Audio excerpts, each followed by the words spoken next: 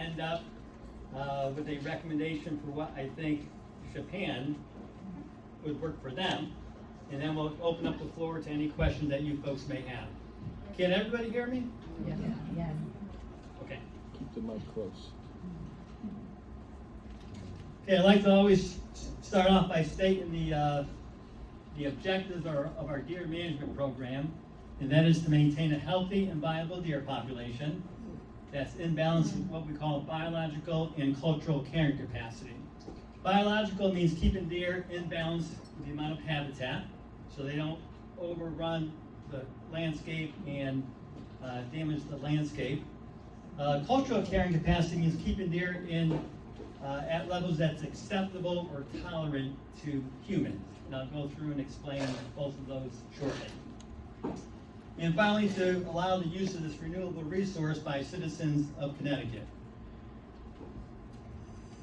This map shows the 12 deer management zones we have in Connecticut. North central Connecticut is where we have relatively low densities. Most of Connecticut has moderate densities. And then deer management zone 11, which is Fairfield County, is where we have our highest deer densities. So we have our highest deer densities where we have some of our highest human population and some of the highest traffic volume. So deer are prolific. An adult doe typically gives birth to twins, but can give birth to triplets.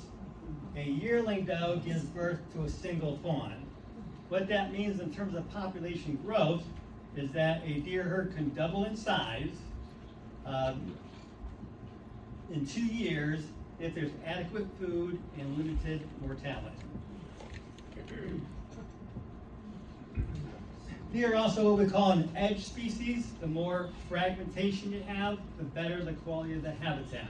So some people think a forest is really good habitat, but it's not.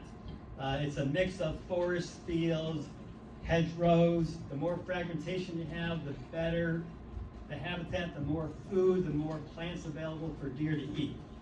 So obviously to go through Japan Point, there's a lot of fragmentation, and there's actually